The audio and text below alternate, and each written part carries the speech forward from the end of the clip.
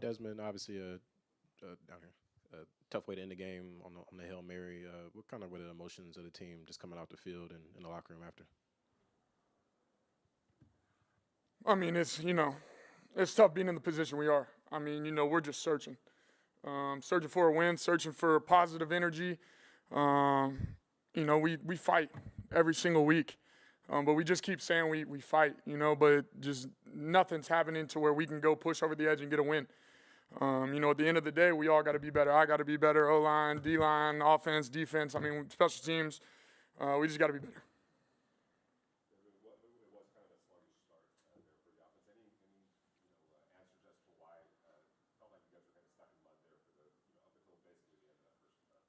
Yeah, I mean, obviously it's negative plays. Whether it's the first play of the game or, midway through the third quarter. It doesn't matter who was making them.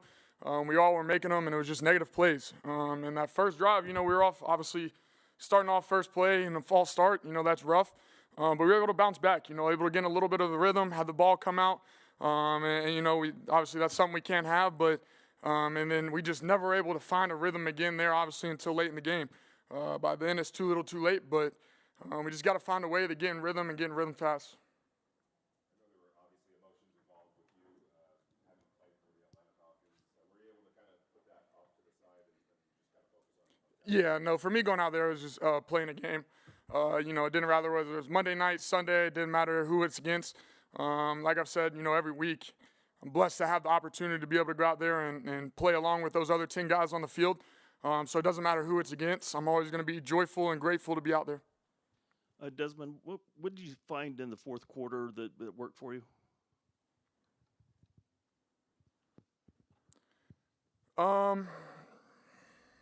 We just moved the ball.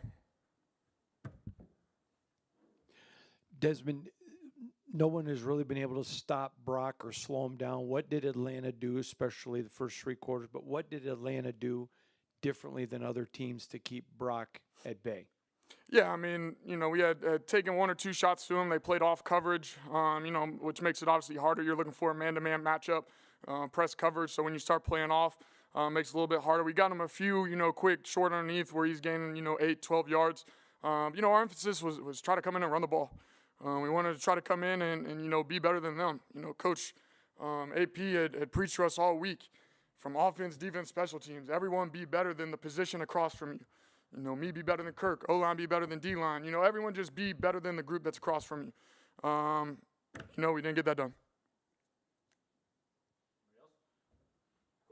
Thank y'all.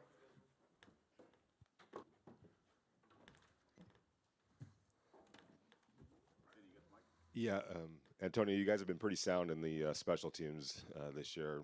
3 blocks in the kicking game, a fair catch inside the 5, things that you guys haven't normally done this year. Any bad day in office, real bad day in office. Bottom line. In a close game like this, the special teams comes into play pretty big, I would imagine. Well, all teams, we need all 3 phases to play well. Obviously, when you're struggling, losing 9 in a row, you can't have those mistakes, and we did today, and it was a bad day in office. Bottom line. Antonio, at the end of the first half, you guys had 2 timeouts but held on to them until pretty late there. Were you trying to preserve them for the last minute? What was the thought process behind not calling them earlier on in that drive at the end? The first half, you said? End of the first half, at the end of the second quarter, when you guys ended up running the clock out after Desmond got sacked.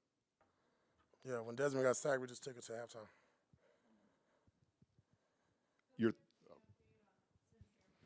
Yeah, it's a lower leg injury, I believe, ankle. Got to get more X-rays.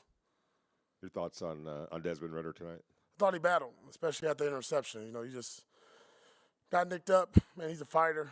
Obviously, personal game for him. But I thought what we wanted to do is till late in the game with the interception, and obviously we got one there on the Hail Mary.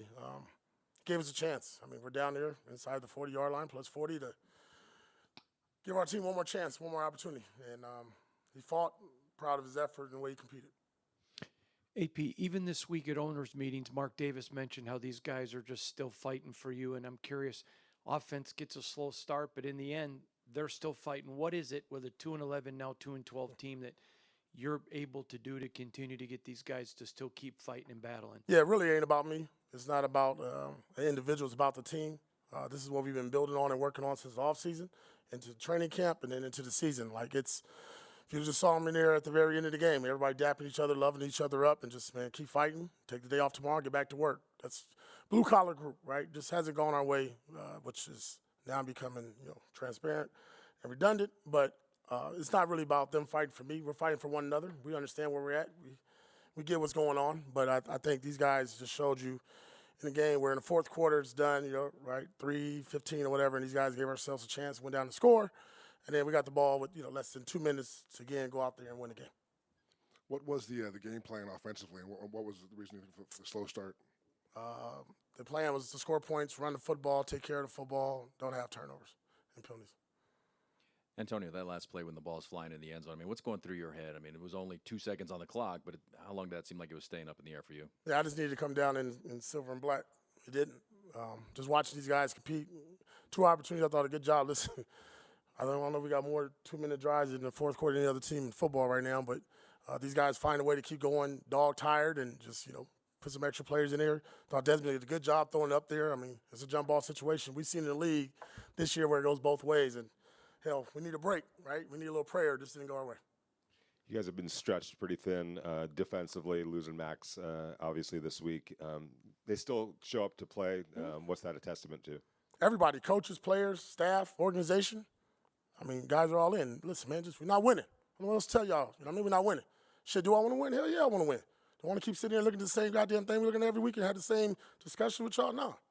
We got guys that's battling. It don't matter. Next man up, right? You can poke armor and do all this stuff. But these guys are not budging. I'm not budging. We'll keep chopping wood, and at some point, the damn thing will break and go our way. More questions? Cool, thanks. Oh, what you got, man? Come on. Shit, I was waiting on you. You had that bow tie on, boy. Good. Shit. All right, Coach. Okay.